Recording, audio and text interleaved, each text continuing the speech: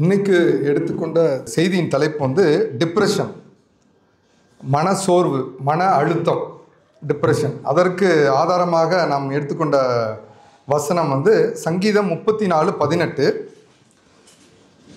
நொறுங்குண்ட இருதயம் உள்ளவர்களுக்கு கர்த்தர் சமீபமாயிருந்து நறுங்குண்ட ஆவி உள்ளவர்களை இரட்சிக்கிறார்.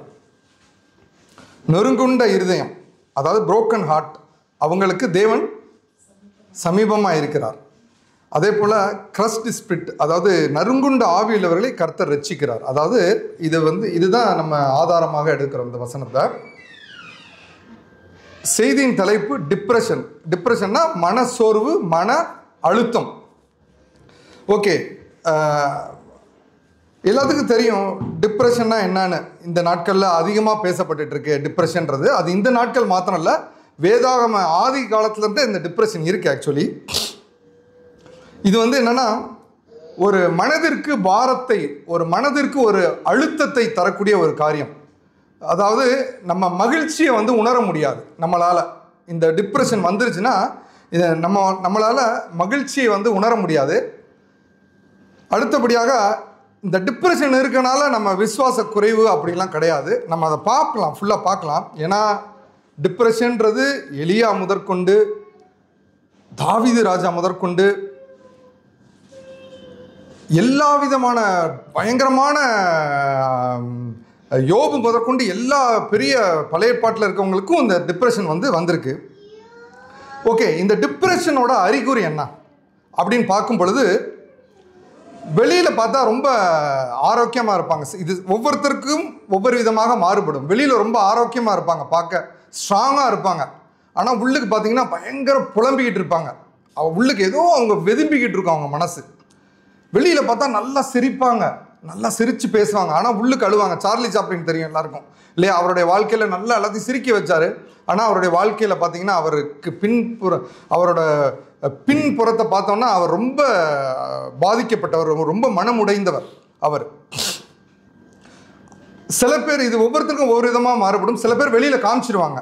சில பேர் பல்லு கூட விளக்க மாட்டாங்க, தூங்க மாட்டாங்க, தூக்கமே வராது. சில பேர் தூங்கிக்கிட்டே இருப்பாங்க. டிப்ரெஷனோட அறிகுறி இதெல்லாம் ஒவ்வொருத்தருக்கும் ஒவ்வொரு விதமாக இருக்கும். சில பேர் குளிக்க மாட்டாங்க, பல்லு விளக்க மாட்டாங்க, சாப்பிட மாட்டாங்க. சில பேர் சாப்பிட்டுட்டே இருப்பாங்க. இது எல்லாம் டிஃப்ரெண்ட்டாக இருக்கும் ஒவ்வொருத்தருக்கும். இது எதுன்னா மனபாரம், மன அழுத்தம் இல்லையா? இந்த டிப்ரெஷன் யாருக்கெல்லாம் வரும்? யாருக்கு வேணால் வரும். குழந்தையிலேருந்து வயசானவங்க வரைக்கும் யாருக்கு வேணால் அந்த டிப்ரெஷன் வரும். ஏன்னா வயது வரம்பே இல்லை. சிறு குழந்தைங்களுக்கு வரும், திருமணமானவங்களுக்கு வரும், திருமணம் ஆகாதவங்களுக்கு வரும், வாலிபர்களுக்கு வரும், குழந்தைங்களுக்கு வரும், எல்டர்லி பீப்புளுக்கு வரும். ஸோ ஏழை பணக்காரன்னு கிடையாது. பெரிய ராஜாவாக இருந்தாலும் வரலாம், பிச்சைக்காரனாக இருந்தாலும் டிப்ரெஷன் வரலாம். யாருக்கு இப்போ நல்லா அழகாக இருந்தாலும் வரும், அசிங்கமாக இருந்தாலும் வரும், ஸ்ட்ராங்காக இருந்தாலும் வரும், வீக்காக இருந்தாலும் இது வரும். இது எதை சம்மந்தப்பட்டது? மனசு, மைண்டு சம்மந்தப்பட்டது. எந்த அளவுக்கு இதாக இருக்கிறாங்கன்ட்டு. ஓகே, இப்போது இதை டிப்ரெஷனோட காசஸ் என்ன காரணம் அப்படின்னு பார்க்கலாம். இதை முக்கியமாக 3 விதமாக நம்ம டிப்ரெஷனை பார்க்கலாம். டிப்ரெஷனோட காரணங்களை பார்க்கலாம். ஒன்று எக்ஸ்டர்னல் ப்ரெஷர், அதாவது பிறர் மூலிமா நம்மளுக்கு வரக்கூடிய ஒரு ப்ரெஷர், எக்ஸ்டர்னல் ப்ரெஷர் சிச்சுவேஷனை பொறுத்து வரும். இது நம்ம ஒர்க் பிளேஸில் வரலாம். நம்ம கூட இருக்கவங்க கொடுக்குற ஒர்க் லோடு, ஐயோ இந்த வேலையை முடிக்க முடியல. இந்த ஒரு சேல்ஸ் பீப்புள் பார்த்தீங்கன்னா இந்த டார்கெட் அச்சீவ் பண்ணணும், டிப்ரெஷனில் போகலாம். ஃபினான்ஷியல் ப்ராப்ளம், ஐயோ என் தேவைக்கு என்ன பண்ணுறேன், பிள்ளைக்கு எப்படி ஃபீஸை கட்டுறது, அன்றாட தேவைக்கு நம்மளுக்கு அன்றாட தேவைக்கு நம்மள்ட்ட இருக்குது. அன்றாட தேவைக்கு இல்லாதவங்களுக்கு ஐயோ நாளைக்கு சாப்பாடுக்கு என்ன பண்ணுறது, எப்படி இதை ஃப்யூச்சர் எப்படி பண்ணுறது, ஃபினான்ஷியலாக கடன் பாரம் 50 லட்சம் 60 லட்சம் எவ்வளோ கேள்விப்பட்டிருக்கோம் இல்லையா? ஊழியக்காரங்களே கடனில், ஈவன் ஏவிஎம் ராஜன்லாம் ஒரு காலத்தில் கடன் இருந்து ஆனால் கர்த்தர் ரட்சித்தார் இல்லையா? டிப்ரெஷனால் சூசைட் பண்ண போனவர் தான் இல்லையா? ஆனால் அவர் ஆண்டவர் ரட்சித்தார், ஏவிஎம் ராஜன் உங்களுக்கு தெரியும். ஓகே, அதே போல் சோஷியல் ப்ரெஷர் அப்படின்னா சமூகத்தில், உதாரணத்துக்கு பல விதமாக சொல்லலாம். உதாரணத்துக்கு ஒரு கல்யாணம் ஆயிடுச்சு, ஒரு 4 வருஷம் குழந்தை இல்லை அப்படின்னா என்ன கேட்பாங்க? என்னப்பா இன்னும் குழந்தை இல்லையா, இன்னும் குழந்தை இல்லையா? இதை கேட்குற பொழுது என்ன ஆகும்? குழந்தை இல்லாதவங்களுக்கு அப்படியே டிப்ரெஷன் ஆகும். அதே சமயத்தில் ஒரு ஒரு பெண்ணுக்கோ ஆணுக்கோ வயசாகிட்டே இருக்குது, ஒரு குறிப்பிட்ட காலத்தில் கல்யாணம் நடக்கலை, என்ன பண்ணுவாங்க? இன்னும் கல்யாணம் ஆகலையா அப்படின்வாங்க. அப்போ அதை கேட்குறப்ப தாய் தகப்பனுக்கு ஒரு டிப்ரெஷன் வரும். ஐயோ அப்படின்னு வருமா வராதா? வரும். ஸோ இதெல்லாம் புறத்திருந்து வருகின்ற ஒரு சூழ்நிலை. டிப்ரெஷன் நம்ம மனதை அழுத்தக்கூடிய பாரங்கள். அது வந்து இன்னும் லோன்லியாக ஃபீல் பண்ணுவாங்க சில பேர். ஏன் குழந்தைங்களுக்கு படிக்கிற பிள்ளைங்களுக்கு வரும். ஹோம்ஒர்க் முடிச்சிட்டியா, வாதியார் மிரட்டுவார், இது நாளைக்கு நீ பண்ணிட்டு வரல தொலைச்சிவிட்டேன் அப்படின்னா அவங்க என்ன ஒரு பார்த்தீங்கன்னா நல்லா போவாங்க. ஒரு வாதியாருக்கு மட்டும், ஒரு டீச்சருக்கு மட்டும் என்ன பண்ணுவாங்க? பயப்படுவாங்க. என்ன அவர் மிரட்டுவார், டிப்ரெஷனில் போவாங்க. கரெக்டாக இல்லையா? கரெக்டு தானே? ஓகே. அதே சமயத்தில் குழந்தைங்களுக்கு வந்து நம்ம சொல்லுவோம் இதை தான் நீ படிக்கணும்னுவோம். ஆனால் அது நினைக்கும் அது நான் மியூசிக்கில் போகணும்னு நினைப்போம். ஆனால் நம்ம சொல்லுவோம் நீ இதில் தான் போகணுன்னுவோம். கரெக்டாக இல்லையா? அப்போ அது மாதிரி. அதே போல் ஒரு கல்யாணத்தில் சொல்லுவோம் அந்த பொண்ணு வந்து இன்னொரு அந்த மாப்பிள்ளையை பிடிச்சிருக்கா, மாப்பிள்ளைக்கு பொண்ணை பிடிச்சிருக்காரு. ஆனால் தாய் தப்பு என்ன சொல்லுவாங்க? இதுதான் கட்டணும் நீன்னுவாங்க. நான் தப்பாக சொல்லலை, ஒவ்வொருத்தருக்கும் சூழ்நிலை. பட் ஆனால் அப்போ ஒரு சூழ்நிலைக்குள்ளாக போவாங்க. ஸோ இதெல்லாம் என்ன, அது புறத்திருந்து வரக்கூடிய ஒரு இது. சில சமயம் இக்னோர் பண்ணுறப்ப யாராவது இக்னோர் பண்ணுவாங்க, நம்மளை நல்லா இன்வைட் பண்ணுவாங்கன்னு நினைப்போம். ஆனால் அவங்க நம்மளை என்ன பண்ணுவாங்க? அசட்டை பண்ணிட்டு போயிடுவாங்க. சில பேர் வாங்கன்னு வாங்க, ப்ரைஸ் தலான்னு வாங்க, பக்கத்தில் இருக்கவங்களுக்கு சொல்லுவாங்க, நம்மளுக்கு சொல்ல மாட்டாங்க. நம்மளுக்கு ஒரு மாதிரி என்னடா அது நம்மளை இக்னோர் பண்ணுறாங்க. நான் ப்ராக்டிக்கலாக பேசுகிறோம் இல்லையா? அப்போது அசட்டை பண்ணப்படுறப்ப, புறக்கணிக்கப்படுறப்ப நம்மளுக்கு இன்விடேஷன் கொடுப்பாங்க, அவங்களுக்கு இன்விடேஷன் கொடுக்க மாட்டாங்க. அப்போ ஒன்று டிப்ரெஷன் வரும், என்னடா அது சே அப்படின்னு. கரெக்டு இல்லை? கரெக்டு தானே? இதெல்லாம் எல்லாருமே நம்ம வாழ்க்கையில் எல்லாருமே இது போல் சூழ்நிலையில் கண்டிப்பாக வராமல் இருந்திருக்க மாட்டோம். ஒரு சூழ்நிலை வரும். இதெல்லாம் என்னது? எக்ஸ்டர்னல் இல்லையா? அடுத்த காரணம் வந்து இன்டர்னல்ன்றப்ப நமக்கு நாமே. முதல்ல வந்து என்ன, நமக்கு பிறர் மூலியமாக எக்ஸ்டர்னல். இது வந்து நமக்கு நாமே. எப்படின்னா நம்ம எக்ஸ்பெக்டேஷன் ரொம்ப எக்ஸ்பெக்ட் பண்ணுவோம். எல்லாரும் நம்மளை பெரிய ஆள் நினைக்கணும், நம்மளை விஷ் பண்ணணும், ரெஸ்பெக்ட் பண்ணணும். ஆனால் பண்ண மாட்டாங்க, மதிக்க மாட்டாங்க. அப்போ நமக்குள்ளே என்ன வரும்? ஒரு கரெக்டு தானே? அப்போது அதே சமயத்தில் நம்ம இது எப்படியாவது சாதிச்சிருவோம் நம்ம அப்படின்னா கடைசியில் நம்ம எல்லாமே என்ன ஆயிடுவோம்? தோத்துக்கிட்டே போவோம். ஸோ இது நம்மளுக்கு வந்து ஒரு இன்டர்னல், நம்மளுக்குள்ளே. சில சமயம் நம்மளே யோசிப்போம், என்னடா அது இத்தனை வயசாகிடுச்சு, என்னத்தடா சாதித்தோம், அவனை பாரு, அவன் என்ன பண்ணுறான், அவன் எப்படின்னா நம்ம ஒர்த்தே இல்லை, நம்ம யூஸ்ஃபுல், என்னத்த இது அப்படின்ற மாதிரி நான்லாம் யோசிச்சிருக்கேன், நிறைய தாட்டி யோசிச்சிருக்கேன். சரிதானே? என்னடா அதுச்சா என்ன சாதிச்சிருக்கோம், என்ன பண்ணியிருக்கோம், ஒன்றுமே இல்லை, எதுலேயே தொட்டது எதுவுமே விளங்க மாட்டேங்குது, எல்லாமே அறகுறையாக இருக்கோமே. கரெக்டாக இல்லையா? நான்லாம் நினச்சிருக்கேன், அது மாதிரி நினச்சிருக்கேன். டிப்ரெஷனுக்குள்ளே நிறைய தாட்டி பல விதமான டிப்ரெஷனுக்குள்ளே நான் போயிருக்கேன். ஆமாம். ஸோ இதெல்லாம் வந்து என்னது? இன்டர்னல். நம்மளுக்கு ஆமாம் நம்மளால் பண்ண முடியல, யூஸ்லெஸ்ஸாக இருக்கேன், என்னடா அது நம்ம பயனே இல்லையே, நம்ம என்ன பண்ணோம், நம்ம என்ன சாதித்தோம், தொடங்குறோம், இதை பண்ணலான்னு நினைக்கிறோம், ஆனால் உருப்படவே மாட்டேங்குது. நம்ம தொட்டா நமக்குள்ளேயே நினச்சி ஐயோ எதுக்கு நம்ம சாம எங்கேயாவது ஓடிடுவோமா அப்படிலாம் நினச்சிருக்கேன். எங்கேயாவது ஓடிடுவோமா, ஆண்டவரே எங்கேயாவது ஒரு இடத்துக்கு என்னை கொண்டு போயிருங்கப்பா, எவனும் வேணாம் எனக்கு அப்படின்லாம் நினச்சிருக்கேன். கரெக்டாக இல்லையா? சரி, இதெல்லாம் இன்டர்னல் எக்ஸ்டர்னல். இது மூலயமா நம்ம மன அழுத்தம், பாரம் வரும். இது தவிர்த்து பயாலஜிக்கல் சொல்கிறாங்க, அதாவது ஹார்மோன் இம்பேலன்ஸு, கெமிக்கல் இம்பேலன்ஸுன்றாங்க. இல்லைன்னு சொல்ல வரல, அது வேறு சப்ஜெக்ட். ஏன்னா அது மருந்து மாத்திரன்னு போவாங்க, அது இல்லைன்னுலாம் தர்க்கிக்கல, அது வந்து அனதர் சப்ஜெக்டு. அதுவும் இதெல்லாம் அனதர் சப்ஜெக்ட், நம்ம அதுக்கு போக வேணாம். வேதத்தின் பிரகாரமாக நம்ம போவோம். ஸோ நம்ம மனபாரம் வந்து என்ன, இன்டர்னல் எக்ஸ்டர்னலால் வர ஒரு இது. Okay. So what is the result? இந்த மனபாரம், மன அழுத்தத்தினால என்ன ரிசல்ட்?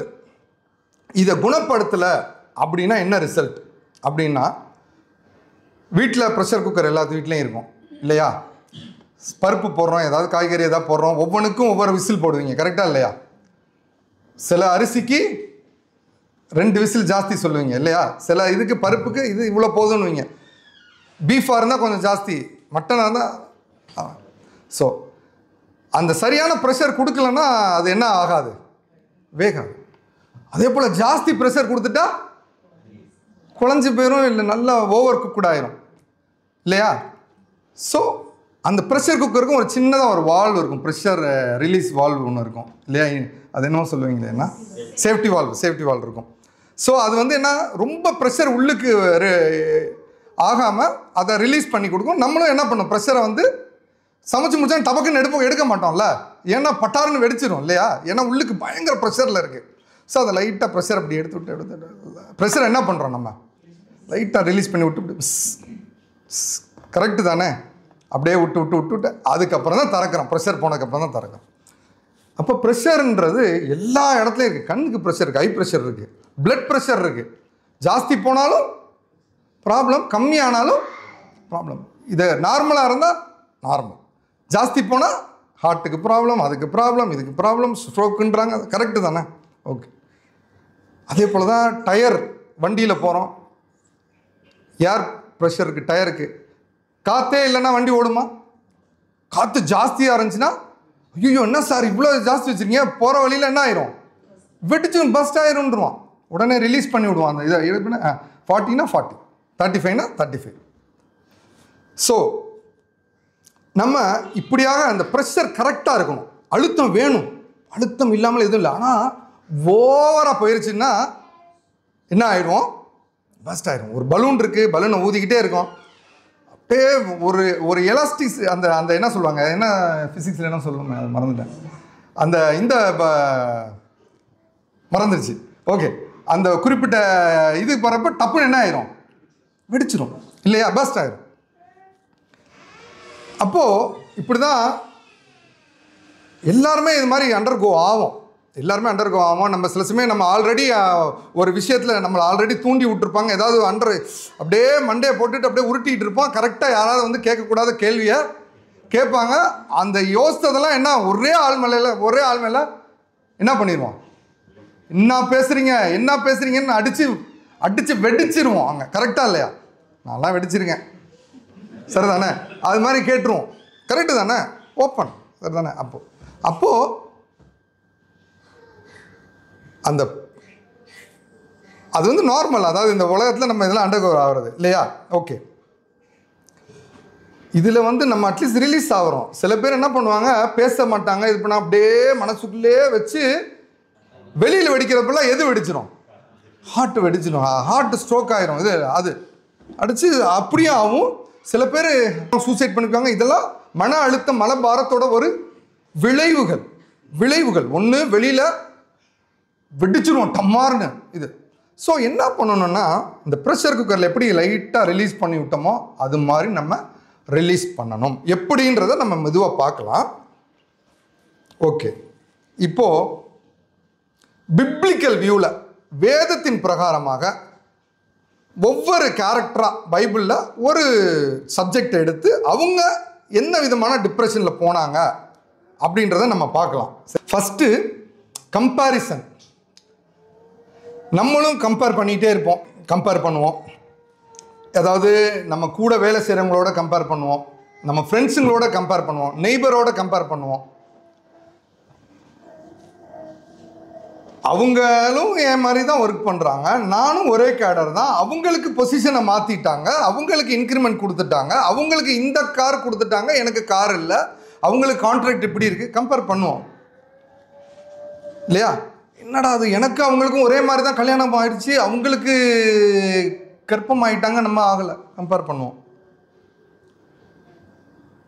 நானும் அவனும் ஒரே கிளாஸில் தான் படித்தேன், நானும் எம்சிஏ தான், அவனும் எம்சிஏ தான், அவன் அமெரிக்காவுக்கு போயிட்டு லட்சக்கணக்கில் சம்பாதிக்கிறான், நான் இங்கே வந்து ஒன்றும் இல்லாமல் அலைகிறேனே, கம்பேர் பண்ணுவோம். ஃபேராக இருக்கவங்க டார்க்காக இருக்கவங்கள பார்த்து, டாலாக இருக்கவங்கள ஷார்ட்டாக இருக்கவங்க டாலாக இருக்கவங்கள பார்த்து இல்லையா, அப்படியே மாறி அப்படியே பார்ப்போம், என்னடா அதுன்னு கம்பேர் பண்ணுறது வழக்கம் மனிதர்கள். இப்படி தான் ரேச்சல், லேயா, அதாவது ராகேலும் லேயாவும் பார்த்தோம்னா உங்களுக்கு எல்லாத்துக்கும் இந்த கதை தெரியும், எல்லாத்துக்கும் தெரியும். லேயால் கூச்சப்பார்வை, ராகேல் நல்லா அழகுள்ளவள் இல்லையா. யாக்கோபு யாரை கல்யாணம் பண்ணிட்டு இருந்தாரு, ராகேல. ஆனால் அப்படியே தெரியும், அந்த கதைலாம் சொல்ல வேண்டாம். லேயாளுக்கு வந்தாச்சு, லேயாளுக்காக முடிஞ்சிட்டு அப்புறம் திருப்பி ராகேலுக்காக அடுத்த 7 வருஷம் இது பண்ணுறாரு. அடுத்தது லேயாளுக்கு ஆனால் ஆண்டவர் வந்து லேயால் உதாசீனப்படுத்தப்பட்டனால ஆண்டவர் என்ன பண்ணுறாரு, லேயால கற்பத்தை ஆசீர்வதிக்கிறாரு. 1 2 3 4 குழந்தை வந்துருச்சு இல்லையா. அப்புறம் போட்டி போட்டுக்கிட்டு அவங்கவுங்க வேலைக்காரியை கொடுக்குறாங்க, இது பண்ணுறாங்க. ஜேக்கப் அப்படியே இது பண்ணிட்டு 1 2 3 4 குழந்தை வந்துகிட்டே இருக்கு. அப்போது ராகேல் வந்து கேட்குறா, இந்த வசனத்தை படிங்க, ஆதியாகமம் 30:1 படிங்க. ராகேல் தான் யாக்கோபுக்கு பிள்ளைகளை பெறாததை கண்டு தன் சகோதரியின் மேல் பொறாமை கொண்டு யாக்கோபை நோக்கி, எனக்கு பிள்ளைகளை கொடும், இல்லாவிட்டால் நான் சாகிறேன் என்றாள். இல்லாவிட்டால் எனக்கு பிள்ளை கொடுத்து தான் ஆகணும். ஏன்னா டிப்ரெஷனில் இருக்கா, பயங்கர டிப்ரெஷன், பொறாமப்படுறது அதெல்லாம் சகஜம் தான். பட் ஆனால் வந்து என்ன பண்ணுறான், டிப்ரெஷனில் போகிறா, எனக்கு நீங்கள் பிள்ளைய கொடுத்து தான் ஆகணும் நீங்கள் அப்படின்னு. உடனே அதுக்கு 2வது வசனத்தை படிங்க சிஸ்டர்.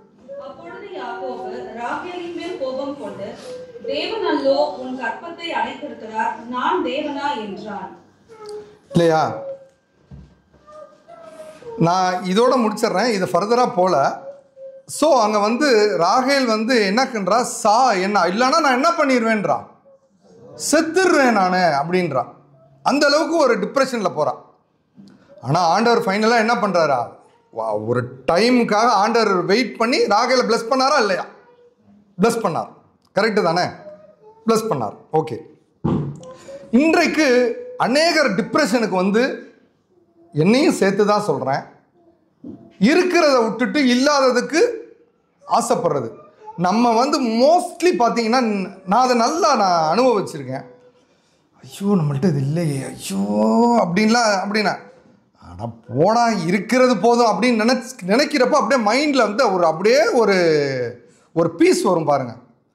போதும், எனக்கு இது போதும், எனக்கு இது போதும். எந்த சூழ்நிலையும் சொல்கிறேன், சம்பளமாக இருக்கட்டும், இருக்கிறத அன்னைக்கு வாட் எவர் நம்ம நினைக்கிறப்ப நம்ம அது மாதிரி ப்ரெஷர் ஆகலாம் ஒரு வேளை. ஐயோ நம்மளுக்கு இது இல்லையே, ஐயோ அப்படி எனக்கு இது போதும்பா. ஏன்னா ஆதாம் ஏவாளை எடுத்துக்கோங்க, ஆண்டவர் எல்லாத்தையும் கொடுத்தாரு. ஆனால் அவங்க கொடுக்காததுக்கு தான் என்ன பண்ணாங்க, போய் கையை வச்சாங்க. கரெக்டாக இல்லையா, சாபம் வந்துச்சு. ஸோ ஆண்டவர் நம்மள்ட்ட இல்லை, என்ன கொடுத்துருக்கிறாரு, என்ன நம்மள்கிட்ட இருக்குது, எதுவாக இருந்தாலும், ஓட்டையோ உடச்சலோ, எலி வலையாக இருந்தாலும் ஒரு தனி வலை இருக்கா, கரெக்டு தானே. அப்பா நம்மளுக்கு ஆண்டவர் ஒரு வலை கொடுத்துருக்காரு, கரெக்டாக இல்லையா. ஸோ அப்படி நம்ம நினைக்கிறப்ப போதும் அப்படின்னு நினைக்கிறப்ப நம்மளுக்கு ஒரு ப்ரெஷர் போயிடும், வராது, டிப்ரெஷன் வரவே வராது. 1 தீமோத்தி 6:6 வாசிங்க சிஸ்டர்.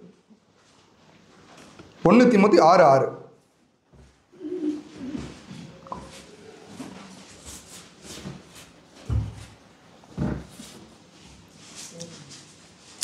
போதும் என்கிற மனதுடன் கூடிய தேவ பக்தியை மிகுந்த ஆதாயம்.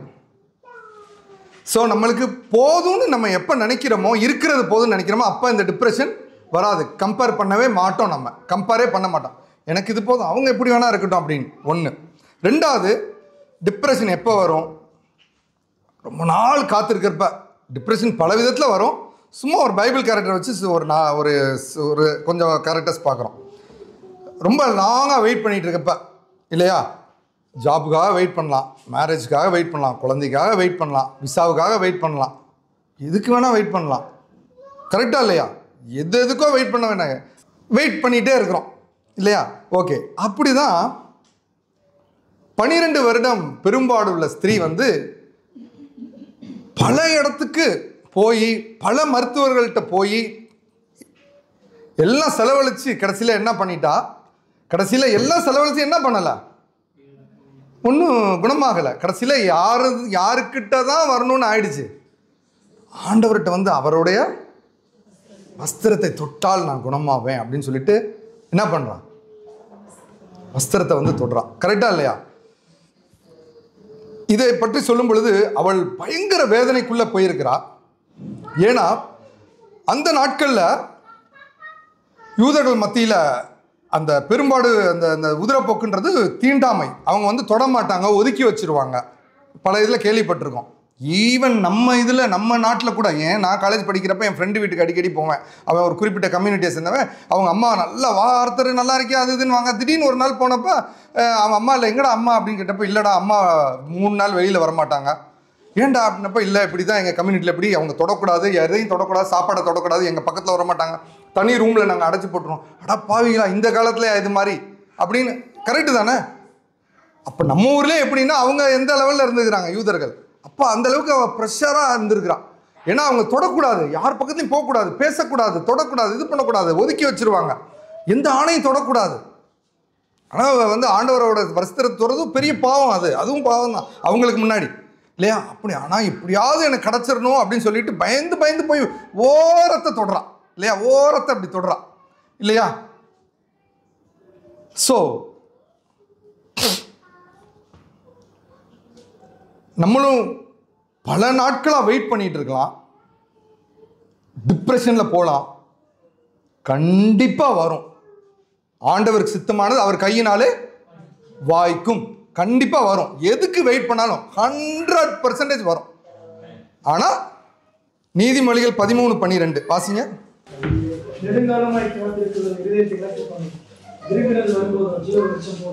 கண்டிப்பாக வரும். நெடுங்காலமாக வெயிட் பண்ணுறது இருதயத்தை என்ன பண்ணும்? இருதயத்தை இழைக்க பண்ணும். ஆனால் டிப்ரெஷனை கொண்டு வரும். இருதயத்தை இழைக்க பண்ணும். விரும்பினது வரும் பொழுதும் கண்டிப்பாக வரும். ஆனால் அதுக்கு யாரை நம்பி இருக்கணும்? ஆண்டவரை மட்டும் நம்பி இருக்கணும். அவங்க மருத்துவத்தெல்லாம் தப்பு கிடையாது. கடைசியில் போயிட்டு கடைசியில் எங்கே தான் வந்துட்டாங்க. அது மாதிரி நம்மளாம் ட்ரை பண்ணுவோம், முயற்சி எடுங்க. ஆனால் யார் பாதத்தில் வச்சு பண்ணுங்க? ஆண்டவரோடைய பாதத்தில் வச்சு பண்ணுங்க. 3வது, நமக்கு எதிர்மறையாக காரியங்கள் நடக்கும் பொழுது நம்ம நினைக்கிறது ஒன்று, ஆனால் நடக்கிறது ஒன்று. நம்ம ஒன்று நினைப்போம், ஆனால் நடக்கிறது ஒன்று. இப்போ ஒரு சமீபத்தில் ஒரு இது பார்த்துருக்கலாம் நீங்கள். ஒரு குடும்பம் தற்கொலை பண்ணிக்கிட்டாங்க சமீபத்தில். அவங்க நல்ல டாக்டர், 2 குழந்தைங்க, மனைவி, பிஸ்னஸ்லாம் ஆரம்பிச்சிருக்கிறாங்க, பார்த்துருப்பீங்க அது. ஆனால் பார்த்தீங்கன்னா பிஸ்னஸில் நஷ்டமாயிடுச்சு, பல கோடி நஷ்டமாயிடுச்சு, பல கோடி கடன். ஆனால் பார்த்தா பையன் 12th படிச்சுக்கிட்டு இருக்கிறான், மெடிக்கலுக்கு ட்ரை பண்ணிகிட்டு இருக்கான். கடைசியில் எல்லாருமே சூசைட் பண்ணிக்கிட்டாங்க. எதனால? டிப்ரெஷன் எங்கேயோ கொண்டு போய் ஆட்களை விட்டுரும். நம்ம அது இந்த மெசேஜ் நம்ம கேட்குறோன்னா இது நம்மளுக்கு மட்டும் கிடையாது. ஃப்யூச்சரில் நம்ம யாரெல்லாம் நம்ம டீல் பண்ணுறோமோ அவங்கள நம்ம எப்படி அழகாக டீல் பண்ணணும். ஆமாம், ஏன்னா அது நம்ம குடும்பத்தாராக இருக்கலாம், நம்ம ஃப்ரெண்டாக இருக்கலாம், நம்ம அழகாக டீல் பண்ணணும். சொல்லுவாங்களா, வெந்த புண்ணிலே போய் வேலை பார்த்துன்னு பாய்ச்சக்கூடாது. அதை டீல் பண்ணுறதுக்குன்னு ஒரு இது இருக்குது. கரெக்டாக அது மாதிரி ஹேண்டில் பண்ணணும். சில சமயம் நம்ம ஆலோசனை கேட்குறப்ப எதுக்குடா இவங்கள்ட்ட போய் கேட்டோன்ற மாதிரி பண்ணிடுவாங்க. கரெக்டு தானே? அப்போ நம்ம அழகாக என்ன பண்ணணும்? அந்த டிப்ரெஷனில் இருக்கவங்க அழகாக எடுக்கணும். இப்போ ஒரு முள்ளில் ஒரு சேலை மாட்டிக்கிச்சுன்னா சரட்டுன்னு பிடிச்சி இழுக்க மாட்டோம். கரெக்டு தானே? என்ன பண்ணுவோம்? அழகாக பார்த்து எடுக்கணும். அது மாதிரி அவங்க ஒரு இதில் பிரச்சனையில் மாட்டிக்கிட்டு இருக்காங்கன்றப்ப அழகாக அந்த சிக்கல் எடுக்கணும். அது ஒரு கலை, தேவன் கொடுக்குற ஒரு ஞானம். இப்போது எக்ஸ்பெக்ட் பண்ணது எதிர்பாராத விதமாக வேறு மாதிரி நடக்குது. யோனாவுக்கு தெரியும், ஆண்டவர் சொல்கிறாரு நீ நினிவேக்கு போன்றாரு. தப்பிச்சு போகிறாரு, மீன் முழுங்குது, கக்குது, திருப்பியும் வர்றாரு, திருப்பியும் 2வது வாட்டி போகிறாரு. நினிவேல போய் என்ன சொல்கிறாரு? போய் அவங்களுக்கு விரோதமாக சொல்லுன்றாரு. சொன்னாரா? சொன்னது. ஆனால் அவங்க நினிவே பட்டணத்தாரெலாம் என்ன பண்ணாங்க? ரெட்டு உடுத்தி. அப்போ ஆண்டவர் மனம் இறங்கினாரா? மனம் இறங்கினாரு. அப்போ உடனே யோனாவுக்கு என்ன வந்துருச்சு? என்னடா கோவம் வந்துருச்சு, எரிச்சல் வந்துருச்சு. என்னடா அது அழிக்கிறேன்னு சொல்லிவிட்டு இப்படி மனம் இறங்கிட்டாரே அப்படின்னு நம்ம ஒன்று நினைக்கிறோம். ஆனால் அது நடக்கலைன்னா உடனே கோவம் வருது. அப்போ உடனே யோனா சொல்கிறாரு, யோனா 3ல், கர்த்தாவே என் பிராணனை எடுத்துக்கொள்ளுன்றாரு. எதுக்கு? என் பிராணனை. ஹை டிப்ரெஷனில் இருக்கிறார் யோனா. ஒரு பயங்கர பெரிய தீர்க்கதரிசி, ஒன்றாவது பெரிய தீர்க்கதரிசி. ஆனால் அவர் ஹை டிப்ரெஷனில் இருக்கிறார். ஆண்டவரே என் பிராணனை எடுத்துக்கொள்ளும், நான் உயிரோடு இருக்கிற பாக்கிலும் சாகிறது நலன்றார். இவங்களாம் பெரிய தீர்க்கதரிசிங்க, நம்மள மாதிரி ஆளுங்க தான். இவங்களே இப்படி தான் போயிருக்கிறாங்க, சரியா? ஆனால் ஆண்டவர் அதுக்கப்புறம் அதெல்லாம் நம்மளுக்கு எல்லாத்துக்கும் தெரியும். ஸோ நம்ம ஒரு காரியத்தை நம்ம எல்லாமே ஒரு காரியத்தை நீங்கள் பாருங்கள், நம்ம ஒவ்வொருத்தரும் ஒரு காரியத்தை எதிர்பார்த்துட்டு இருப்போம். வேலையிலையா இருக்கட்டும், வாழ்க்கையிலையா இருக்கட்டும், குடும்பத்தில் நம்ம பிள்ளைங்க வாழ்க்கையிலையா இருக்கட்டும், நம்ம வாழ்க்கையிலையா இருக்கட்டும், என்ன ஃப்யூச்சரில் எல்லாமே ஒரு பிளான் பண்ணாமல் இருக்க மாட்டோம் எல்லாமே. ஆனால் நம்ம பிளான் என்னடா அது, நம்ம ஒன்று நினைக்கிறோம், இப்படி ஒன்று நடக்குதேன்னு நினைப்போம், கரெக்டாக இல்லையா? ஆனால் அது எல்லாமே நன்மைக்குத்தான் நினைங்க. ஆண்டவருக்கு எல்லாமே தெரியும். எரேமியா 29:11 எடுங்க, வாசிங்க. எரேமியா 29:11.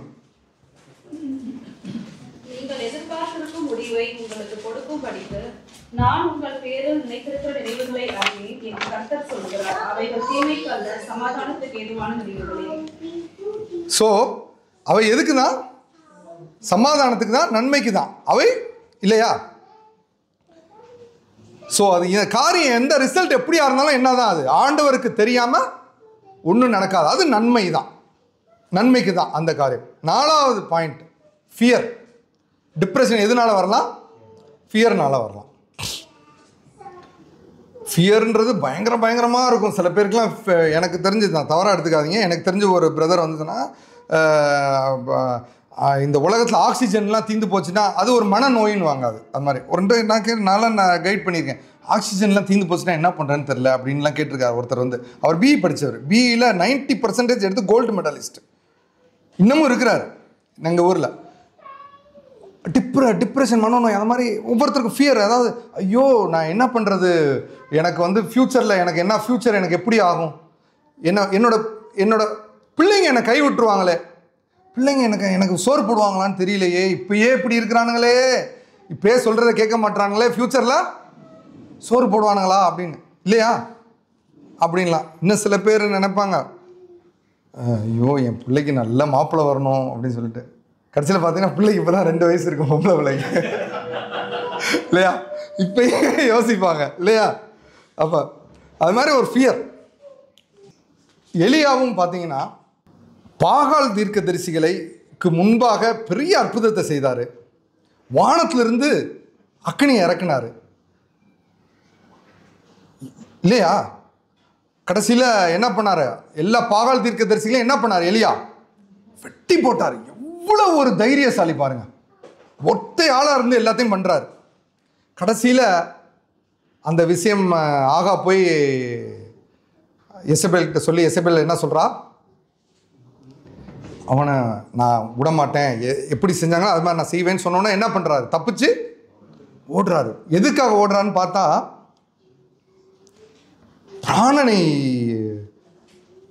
பிராணனை பாதுகாத்துக்கிறதுக்காக அவர் ஓடுறார், இல்லையா? 1 ராஜாக்கள் 19:3 பார்த்தா தன் பிராணனை காக்க யூதாவை சேர்ந்த பெர்சேபாவுக்கு புறப்பட்டு போறார். யாரு? எலியா. பிராணனை பாதுகாத்துக்கிறதுக்காக அங்கே போய் என்ன பண்ணுறாரு? ஒரு சிவரச்செலி கீழே போயிட்டு சுருண்டுட்டார், அப்படியே சுருண்டுட்டார்.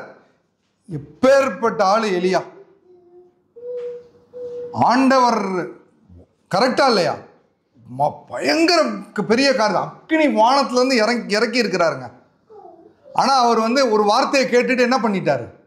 சுருண்டுட்டார், அப்படியே சூரச்செட்டில் போய் அப்படியே படுத்து கிடக்கிறார். ஆண்டவருக்கு எல்லாமே தெரியும். அப்போ ஆண்டவர் ஒரு தூதனை அனுப்புகிறாரு. தட்டி எழுப்பி, ராஜா சாப்பாடு கொண்டு வந்திருக்கேன், சாப்பிட்டுட்டு தூங்குன்றார். சுட்ட அப்பத்தை கொண்டு வர்றார். யார்? தூதன். சம்டைம்ஸு இது மாதிரி ஃபியர், இது மாதிரி டிப்ரெஷனில் போகிறப்போ ஒரு தூக்கம் தேவை. ஃபிசிக்கலாக என்ன தேவை நம்மளுக்கு? நல்ல சாப்பாடு தேவை, ஃபிசிக்கலாக தேவை நம்மளுக்கு, இல்லையா? அது ஆண்டவருக்கு தெரியும். அதனால தான் அவர் என்ன சொல்கிறாரு? தட்டி எழுப்பி, இந்த ராஜா சாப்பிட்டுட்டு படுத்துக்க ராஜா அப்படின்னு என்ன பண்ணுறாரு? நல்லா சுட்ட அப்பத்துக்குன்னா பார்த்துட்டு படுத்துட்டார். திருப்பி கொஞ்ச நேரத்தில் என்ன பண்ணுறாரு? தூதன் தட்டி எழுப்பி திருப்பி அப்பத்தை தரார். ஸோ ஆண்டவருக்கு தெரியும் நம்மளுக்கு எது தேவை. அவர் சோர்ந்து போயிருக்கப்ப ஆண்டவர் உடனே கழிந்து கொள்ளலை. முதல்ல ஆண்டவர் என்ன கொடுக்குறாரு? அவருக்கு போசிக்கிறாரு. இப்போதைக்கு இவனுக்கு மென்டலி இவன் டயர்டப்பா, இவன் பயந்துருக்கான், முதல்ல இவனுக்கு என்ன பண்ணலாம்? சாப்பாடு கொடுப்போம் முதல்ல அப்படின்னு. ஸோ காட் நோஸ் நம்ம எதுக்கு ஃபியர், எதை குறித்து நம்ம பயந்துகிட்டு இருக்கோமோ, எந்த காரியத்தை குறித்து நம்ம ஃபியர், இது எப்படி நடக்கும், அவருக்கு எல்லாமே தெரியும். கரெக்டா இல்லையா?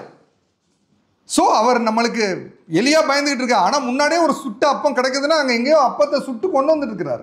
முன்னாடியே பிளான் பண்ணியிருக்கிறார் இல்லையா? ஸோ நம்ம என்ன பண்ண தேவையில்லை, பயப்பட தேவையில்லை. யோசுவா 1:9 பார்க்குறோம். நான் உனக்கு கட்டளை இடவில்லையா, பலங்கொண்டு திடமனதை அறி, திகையாதே கலங்காதே, நீ போகும் இடமெல்லாம் உன் தேவனாய கர்த்தனோடு இருக்கிறார். கர்த்தர் நம்ம கூட இருக்கிறார். திகைய வேணாம். மனிதர்கள் தான் பயம் இல்லாமல் இருக்காது, கணக்கு இல்லாமல் இருக்கா, இதெல்லாம் இடைக்கிடைக்க வரும். இது மாதிரி வசனங்கள் நமக்குள்ளே வரும்பொழுது தான் திருப்பி என்ன பண்ணுறோம், ரிவைவ் ஆகிறோம் இல்லையா?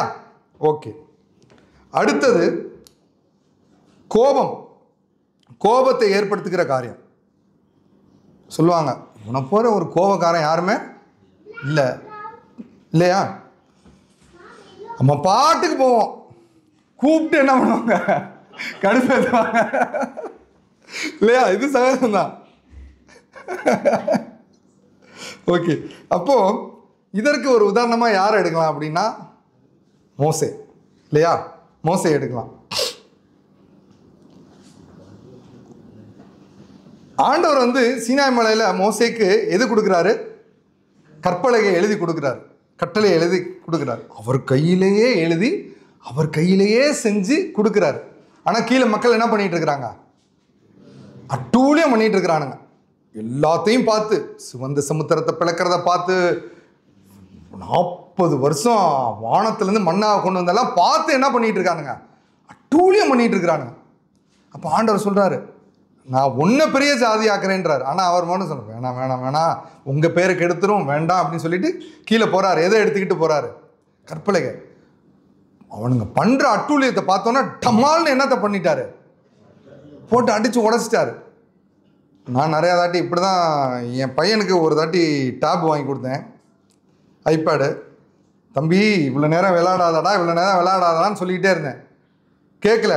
டப்புனு கோவம் வந்துச்சு, ஓங்கி ஒரு குத்து குத்திட்டேன். எதில்? ஐபேடில். கோபம் வர்றது இதுதான். ஆனால் கோபம் செய்தாலும் பாவம் செய்யாதீருங்கள்னு இருக்கு. கோபம் வர்றது சகஜம். அதனால தான் என்ன பண்ணுறாங்க, பவுல் என்ன சொல்கிறாரு, எபேசியர் 4:24 என்ன சொல்கிறாரு? நீங்கள் கோபம் கண்டாலும் பாவம் செய்யாதீருங்கள். சூரியன் அஸ்தமிக்கிறதுக்கு முன்னால் உங்கள் எரிச்சல் தனியே கிடையாது. ஏன்னா கண்மலையை பார்த்து ஆண்டவர் என்ன சொல்கிறாரு, மக்கள் வந்து சொல்கிறாங்க. அடுத்தது என்ன இறுதியில் பார்க்குறப்ப சீன் வராந்திரத்திலே அவங்களுக்கு தண்ணி இல்லை. அப்போ என்ன கேட்குறாங்க, பயங்கரம் மோசேக்கு எதிராக வரானுங்க எல்லாம். ஆய்வு, எங்களுக்கு தண்ணி இல்லை, எங்களுக்கு அங்கே அப்படி இருந்துச்சு இங்கே எப்படி இருந்துச்சுன்னு கலவரம் பண்ணுறானுங்க. அப்போ ஆண்டவர்கிட்ட போய் முறையிட்டோன்னா ஆண்டவர் என்ன சொல்கிறாரு, போய் உன் கோலை எடுத்துக்கிட்டு கண்மலையை பார்த்து பேசுன்றார். ஆனால் இவனுங்க பண்ண அட்டூழியத்தில் மோசே என்ன ஆகிட்டாரு? டிப்ரெஷன். என்ன ஆகிட்டு? டிப்ரெஷன். என்ன பண்ணிட்டார்? ஓங்கி ஓங்கி மட்டேன்னு எதை அடிச்சிட்டாரு? கண்மலை அடிச்சிட்டார். கரெக்டா இல்லையா? அவ்வளவு பெரிய தீர்க்கதரிசி, அவ்வளவு பெரிய ஆளை கோவப்படுத்தி விட்டானுங்க. கடைசியில் என்ன ஆயிடுச்சு? நான் சொன்னதை நீ செய்யாதனால, நீ விசுவாசியாம போனதுனால நீ என்ன பண்ண மாட்டா, அவர்களை வழி நடத்தி கொண்டு போக மாட்டான்னு சொல்லிட்டார். இவனுங்க பண்ண அட்டூழியத்தினால என்ன ஆயிடுச்சு? அவ்வளோ பெரிய ஆளுக்கு. ஆனாலும் ஆண்டவர் வாக்கு எல்லாத்துக்கும் தெரியும், அது திருப்பி வந்துட்டாரு அந்த ஏசப்பா இருக்கிறப்ப. பட் இல்லையா, டிப்ரெஷன் இல்லையா, ஓங்கி ஓங்கி அடிக்க வச்சுட்டாங்க. அதனால தான் தாவீது ராஜா சொல்ற சங்கீதம் 4:4 நீங்கள் கோபம் கொண்டாலும் பாவம் செய்யாதுங்கள், உங்கள் படுக்கையிலே உங்கள் இருதயத்திலே பேசிக்கொண்டு அமர்ந்திருங்க. உங்கள் படுக்கையில் பேசிட்டு இருங்க. ஆண்டவரே அப்பா, அது கூட என்ன பண்ணலாம், பரவாயில்லன்றாரு. கரெக்டு தானே? ஆனால் இப்படி கோபப்படுற நம்ம கோவம்னு சொல்கிறோம். ஆனால் இதே மோசே தான் ஆண்டவர் என்ன சொல்கிறாரு, சாந்த குணம் உள்ளவன் சொல்கிறாரு. அதை பார்க்கலாம். பார்த்தீங்கன்னா பூமியில் சகல மனிதர்களும் மிகுந்த சாந்த குணம் உள்ளவன் சர்டிஃபிகேட் கொடுக்குறாரு ஆண்டவர். யாருக்கு? நம்ம கண்ணுக்கு முன்னாடி மோசே யாரு? கோபக்காரன். ஆனால் ஆண்டவருடைய கண்ணுக்கு முன்னாடி சாந்த குணம் உள்ளவன். நம்ம வெளியிலேருந்து பார்ப்போம், அவன் கோபக்காரன், எதுக்கு என்ன எரிஞ்சு விடுவாயா அப்படின்னு. ஆனால் ஆண்டவருக்கு தெரியும் இல்லையா? சரி, ஓகே. ஸோ கோபப்படும் பொழுது நம் ஆண்டவர் இடத்துல போய் பேசிக்கொண்டு அமர்ந்து இருக்கணும். அல்லனா நம்ம என்ன ஆகிடுவோம், விட்டுருவோம், ஏதாவது பண்ணி விட்டுருவோம். அதுதான், அதை கரெக்டாக ஹேண்டில் பண்ணணும்.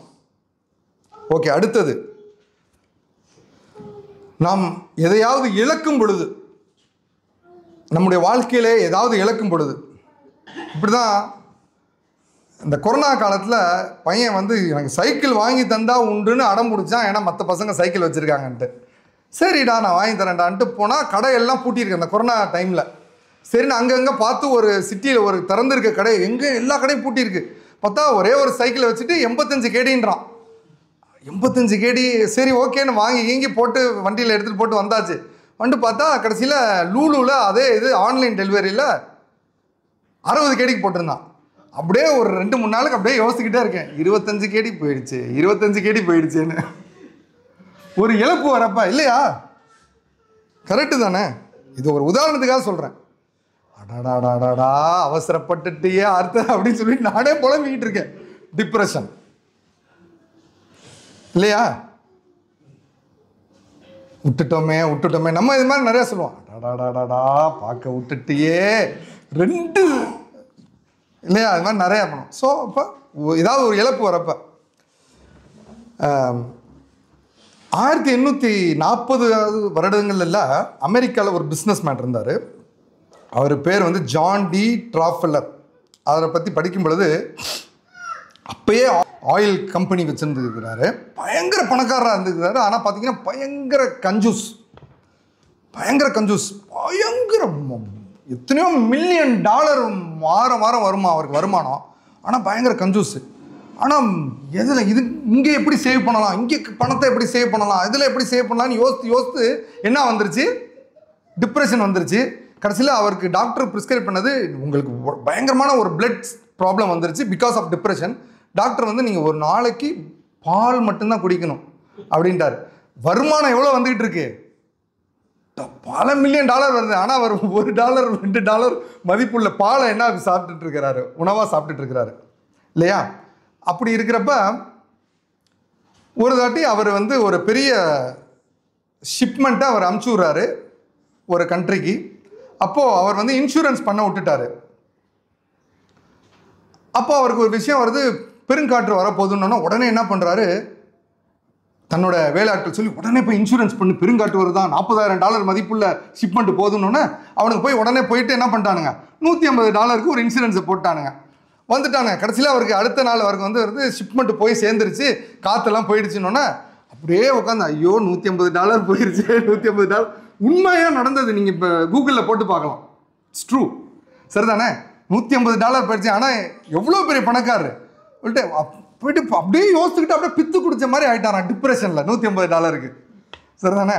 அப்போ டாக்டர் வந்து சொன்னாராம், நீங்கள் ரொம்ப இதாக போயிட்டு இருக்கிறீங்க, ஒன்று நீங்கள் பிஸ்னஸை பாருங்கள், செத்து போயிருங்க. சரிதானே? இல்லைன்னா பிஸ்னஸை விட்டு வந்து நல்லா இருங்க அப்படின்னாராம். அப்புறம் அவர் வேறு வழி இல்லாமல் பிஸ்னஸை விட்டு வந்துட்டு பிஸ்னஸை அவங்க மற்றவங்கள்ட்ட ஹேண்ட் ஓவர் பண்ணிவிட்டு அப்படியே ரொம்ப ரிலாக்ஸாக இருக்க ஆரம்பித்தாராம். கொஞ்சம் கொஞ்சமாக அவர் ப்ராக்டிஸ் பண்ணாராம். அதிகமாக மற்றவங்களுக்கு உதவலாம் ஆரம்பித்தாராம். அப்படியே அவருக்கு போக போக மற்றவங்களுக்கு உதவுறது, அவங்க ஹாப்பியாக இருக்கிறதெல்லாம் பார்த்து உண்மையாக நடந்தது. ரொம்ப சந்தோஷமாகி அவருக்கு அப்படியே கொடுத்தா சந்தோஷம்னு அப்படியே அந்த மாதிரி நஷ்டம் ஒரு தாட்டி. அதுக்கப்புறம் நடந்தது நஷ்டம், பெரிய நஷ்டம் வந்துச்சான் அவருக்கு. ஒரு பெரிய ஃபைன் வந்துச்சான் கம்பெனிக்கு. தாராளமாக கட்டுங்க, எல்லாம் பயந்தாங்களா, செத்தா ஹார்ட் அட்டாக் வந்துடும் அவருக்குன்னு. ஏன்னா $150 அப்படி நினச்சாருன்னு. கடைசியில் ஒன்று ரொம்ப சந்தோஷமாக பே பண்ணிடுவோம் அப்படின்னு சொல்லிட்டு பண்ணாராம். 53 வயசில் சாக வேண்டியதுக்கு 98 வயசே எத்தனை வருஷமாக அவர் உயிரோடு இருந்திருக்கிறாரு. இப்படி எதுக்கு இதை சொல்ல வரேன்னா, யோபுவோட வாழ்க்கையிலையும் பார்த்தோம்னா எல்லாத்தையும் இழந்து போயிட்டார். கரெக்டா? ஆனால் அவர் வாயினால் அவர் என்ன பண்ணல, பாவம் செய்யல. ஆனால் அவர் சொன்னார், தன்னோட பிறந்த நாள் என்ன பண்ணார், சபிச்சாரு, நான் ஏன் பிறந்தேன் அது இதுன்னு அவர் புலம்புறாரு. ஆனால் ஆண்டவரை பற்றி என்ன பண்ணலை, ஆண்டவரை பற்றி குறை சொல்லவே இல்லை. கரெக்டா இல்லையா? ஆமாம். ஸோ நம்மளும் அந்த யாக்கோபு 5:11 படிங்க பிரதர். யாக்கோபு 5:11.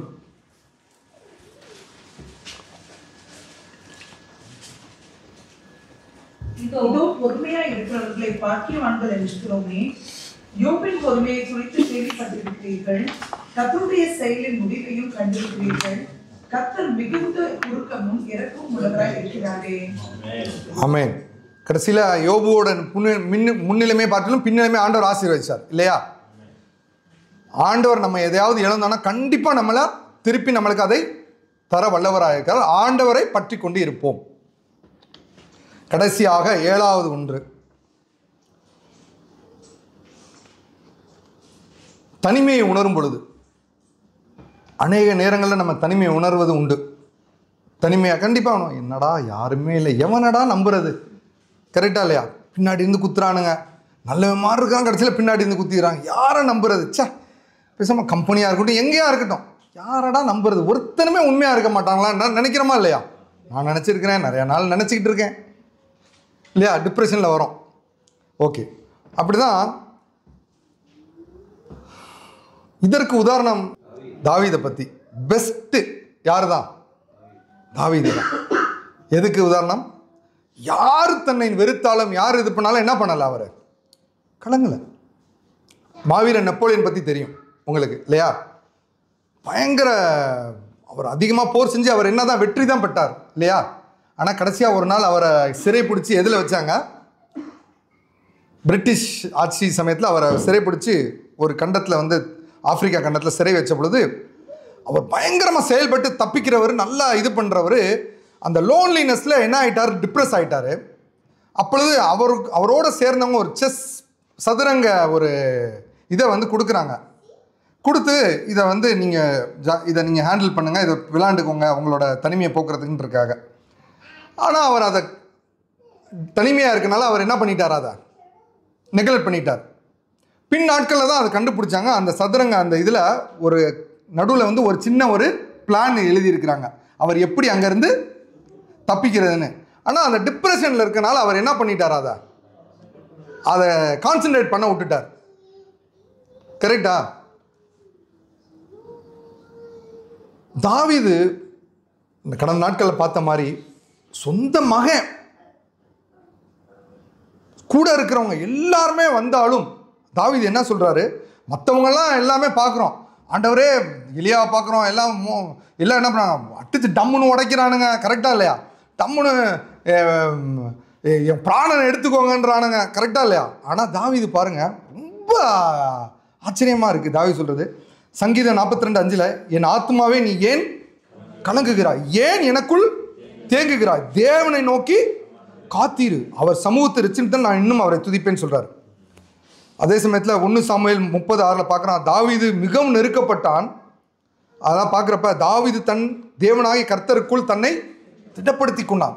தாவீதை எதில் யாருக்குள்ள திடப்படுத்துகிறான்? கர்த்தருக்குள் திடப்படுத்தி கொள்கிறான். ஸோ நம்ம டிப்ரெஷனில் போகிறப்ப என்னதான் பண்ணணும் நம்ம? ஓகே, ஃபைனலாக எப்படி மனசோர்வை கையாள வேண்டும்?